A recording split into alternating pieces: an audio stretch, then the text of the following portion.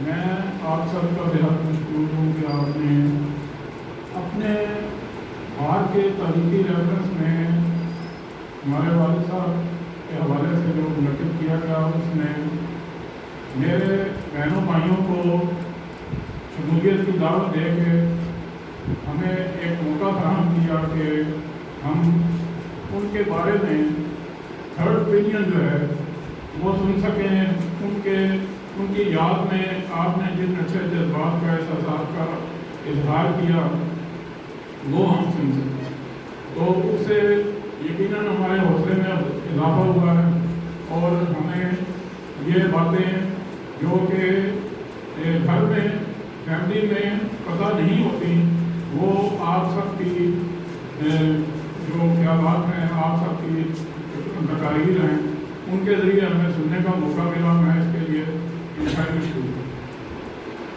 ایک پہلو مرزا عبدالغفور کے میرے والد صاحب کے بارے میں جس کا میں بھی اظہار کرنا چاہتا ہوں وہ یہ ہے وکالت کے پیشے سے محبت اور عشق۔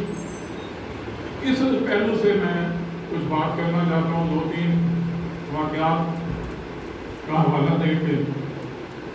پہلا حوالہ یہ ہے کہ میٹرک پاس کر کے انہوں نے جاب ملی ڈپٹی کمشنر کے آفس میں، کلرک کی جاب، وہاں سے کچھ تھوڑی بہت ترقی کرتے کرتے کلیریکل لیول پہ جو اگلی سٹیجز ہوتی ہیں وہ بھی کی، لیکن ساتھ ساتھ اپنی تعلیم جاری رکھی۔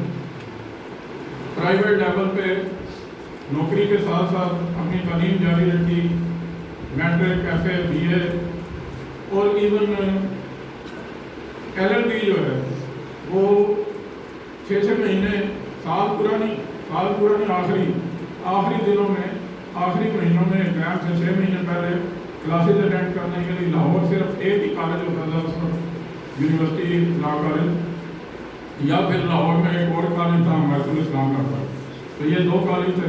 لاہور لازمی جانا پڑتا تھا، اپنے شہر میں لا کی تعلیم اویلیبل نہیں تھی، تو انہوں نے جاب سے چھٹی لے کے، تو یہ جو ہے اس کا 2 سال کا لا ہوتا تھا اور پہلے سال میں 6 مہینے کی چھٹی لے کے وہ کلیئر کر لیا، اور یہ اظہار بھی سمجھ لیں کہ بغیر سپلی کے، بغیر کمپارٹمنٹ میں کلیئر۔ تو اس کے بعد سیکنڈ ایئر میں بھی اسی طرح انہوں نے، تو یہ سارا ایک سفر تھا، جاب بھی ساتھ ساتھ چل رہی تھی اور فیملی کو سپورٹ بھی ساتھ ساتھ کر رہے تھے، تو اس دوران انہوں نے یہ کیا۔ اس کے بعد جو لوگ وکالت میں نئے آتے ہیں ان کے سامنے ایک بڑا ایک دریائی ہوتا ہے، منیر نیازی کا کچھ شعر بھی ہے سر، شاید میں نے اس لیے کہا کہ شاید آپ کو یاد آ رہا ہو کہ میں ایک دریا کے پار اترا تو میں نے دیکھا، تو ایک اور منیر، ایک اور دریا سامنے، اس طرح کا شعر ہے، وہ آپ کو اس کی سینس یاد آ رہی ہو۔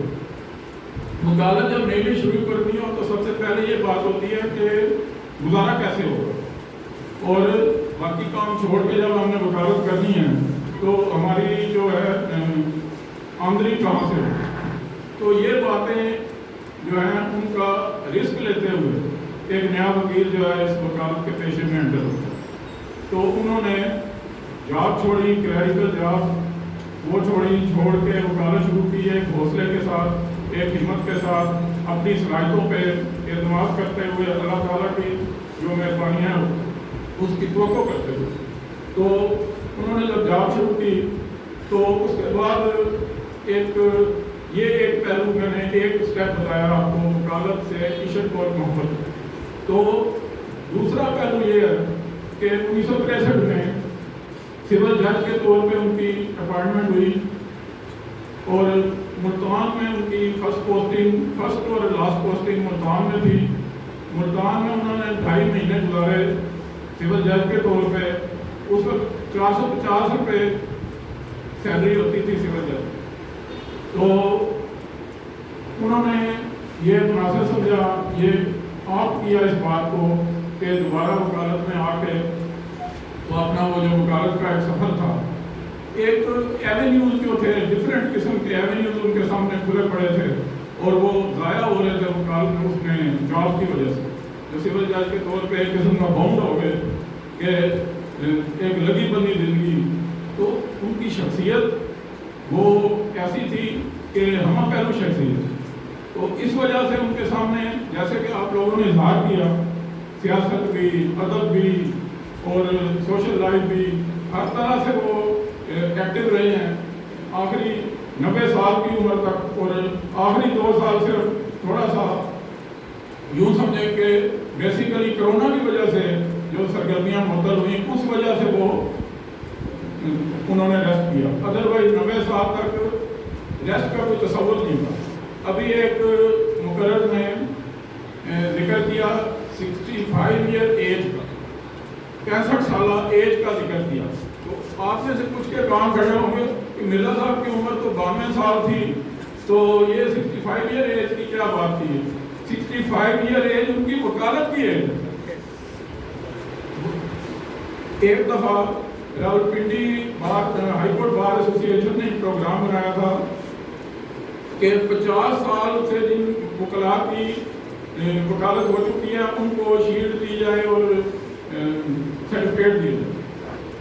اس وقت مرزا صاحب کی وکالت 50 سال سے زیادہ تھی، تو ان کو بھی اس میں شامل کیا. راولپنڈی میں بہت بڑا ہوٹل میں فنکشن ہوا، پی سی ہوٹل میں، تو وہاں پہ ان کو شیلڈ دی گئی 50 سالہ.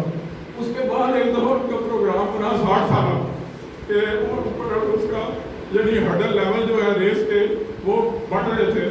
تو اگلا اعلان ہوا کہ اب 60 سالہ وکیلوں کو وہ یہ دیں گے، تو ریکگنائز کیا جائے گا ان کی سروسز کو. اس میں بھی مرزا صاحب کو 60 سالہ میں بھی سرٹیفکیٹ مل گیا. تو 65 ایئر ایج جو کہ اس وقت میری ایج ہے، تو وہ ایج ان کی وکالت کی ایج. تو باقی ایج اس کے علاوہ جو اس سے پہلے پڑھائی میں گزری اور جاب میں گزری اور اس کے بعد جو ہے آخر دم تک وہ ایک وکیل کے طور پہ ایکٹیو رہے. تو تیسرا جو میں نے ذکر کیے واقعات، تیسرا واقعہ یہ ہے کہ ایک میں جب تعلیم کے شروع میں آغاز میں تھا تو آپ کو پتہ ہے کہ ہر اسٹوڈنٹ جو ہوتا ہے اس کے خیالات کچھ بیسک آئیڈیاز ہوتے ہیں. میں نے یہ بننا ہے، میں نے فلاں محکمے میں جانا ہے، میں نے فلاں ادارے میں جانا ہے، میں نے فلاں پوسٹ پہ جانا ہے. تو میرا پہلا ایسی ایک آئیڈیا ہوتا تھا ڈاکٹر بننے کا. تو اس آئیڈیا کے تحت میں نے جو 9th کلاس میں فیصلہ کرنا ہوتا تھا، جو بھی 9th کلاس میں ہوتے تھے تو فیصلہ کرنا ہوتا تھا کہ اب میں نے کون سی لائن اختیار کرنی ہے، آرٹس کی لائن اختیار کرنی ہے یا سائنس کی لائن. تو میں نے سائنس کی لائن اختیار کی ڈاکٹر میں نے بیولوجی کے ساتھ، فزکس کیمسٹری اور بیولوجی. تو میں کہنا یہ چاہتا ہوں مختصر اگر بات کریں کہ میں نے وہ سبجیکٹ اسکول والوں کو آف بھی کر دیا اور کتابوں والی دکان سے اس کی کتابیں بھی لے کے والد صاحب نے مجھے تھوڑا سا آٹومیٹک بھی دیا ہوتا، لبرٹی بھی دی ہوئی تھی، ایک قسم کا وہ ایک جذبہ پیدا کرنے کے لیے بھی. یہ بھی ایک ان کا پہلو ہے کہ کیسے وہ انکریج کرتے تھے. میں نے کتابیں بھی لے لی، میں نے پڑھنا بھی شروع کر دیا 9th کلاس میں سائنس والی سیکشن میں. تو یہ باقاعدہ ان کو یوں سمجھے کہ پتہ چلا کہ یہ کیا کر دیا بھائی آرٹس کیوں نہیں رکھی. تو آرٹس یہ جو ہوتی ہے کیا اس کو کہتے ہیں اردو اور فارسی اور اس طرح کے مطلب، اور اکنامکس اور سیوکس بعد میں آتے ہیں کالج لائف میں جا کر. وہ باقاعدہ ایک دن انہوں نے ریڈ کیا اسکول کے ہیڈ ماسٹر کے پاس جا کے بیٹھے ہوئے تھے اور مجھے بھی بلایا اور ہیڈ ماسٹر کو کہا کہ اپنی نگرانی میں اپنی موجودگی میں میرے سبجیکٹ چینج کروا کے. اور بات کیا کی، کہنے لگے کہ میں تو تمہیں وکیل بنانا چاہتا ہوں، تو تم یہ کیا ڈاکٹری. تو میں نے کہا کہ میٹرک ود سائنس کرنے میں کیا حاصل ہے. تو کہنے لگے جس راستے پہ جا رہی جانا ہی نہیں ہے تو اس پہ چلنے کا کیا فرق؟ تو یہ ویسٹ آف ٹائم ہے. تو بہتر یہ ہے کہ تم شروع سے یہ اپنا ٹریک رکھو. تو اگلی بات اسی میں ضمن میں کرنا چاہتا ہوں وہ یہ ہے کہ جب یہ بات ہو گئی, آرٹس میں نے پڑھنی شروع کر دی, میٹرک میں, انٹر میں اور بی اے میں آرٹس کے ساتھ کرنے شروع کر دیے, تو میرا کوئی ذہن بننے لگ پڑا کہ میں سی ایس ایس کروں. سی ایس ایس کوالیفائی بھی میں نے کیا, لیکن وہ جو ذہن بننے لگ پڑا اس میں بھی انہوں نے اپنا امپوز کرنے کی کوشش کی, اور امپوز ہوا. میں ان کی سعادت مندی کے طور پہ میں نے ان کی بات مانی. کو کہنے لگے نا اس طرح نہیں کرنا, یا وکالت کرنی ہے وکالت میں قائم رہو. اور ایک شعر پڑھتے ہوتے تھے, فرق کیا کون سا شعر ہے, ویوستھا. تو وہ شعر ہمیشہ پڑھتے ہوتے. تو ویسے تو وہ ذکر آتا. بہرحال مجھے کہنے لگے کہ یا تو وکالت میں برقرار ہو, وکالت کرتے رہو, تو یا پھر جوڈیشری میں. تیسری کوئی لائن اختیار نہیں. میں نے بڑے بڑے ایگزام کلیئر کیے, میں نے مقابلے کے کئی امتحان کلیئر کیے, میں نے سیکشن آفیسر کا کلیئر کیا, اس میں مجھے جاب کی آفر ہو گئی, آ کے جوائن کر دیں. میں نے کہا نہیں, جب سول جج بنوں گا تب جاؤ. تو آپ کی دعاؤں سے سول جج بن کے میں گیا.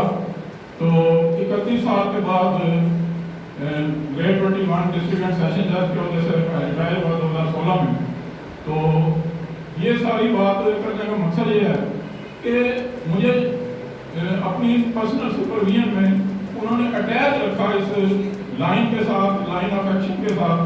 تو اس حوالے سے میں یہ باتیں آپ کو بتانا چاہتا تھا, تاکہ ان کی زندگی کا ایک پہلو جو گھریلو پہلو ہے, گھریلو پہلو ہے, جو بچوں کی تعلیم و تربیت کا پہلو ہے, بچوں کو انکریج کیسے کیا جاتا ہے, کیسے ان کو بینکوں میں بھیجا جاتا ہے چیک دے کے کہ جاؤ کیش کرا کے لاؤ, وہ بھی تربیت کا حصہ ہے. یہ میں نے ایک ہنٹ دیا, ہنٹ دینے کے طور پہ بات کی ہے کہ کیسے بچے کو مختلف دفتروں میں بھیجنا ہے, جاؤ یہ کام کر کے آؤ. تو اس سے یہ ہے کہ وہ تربیت ایک یوں سمجھے کہ اس میں اس کو سیکھنے میں مدد ملتی. تو میں آپ کا بہت مشکور ہوں کہ آپ نے ہماری ساری فیملی کو بھی اس پروگرام میں شریک کیا, اور بہت دھنیواد.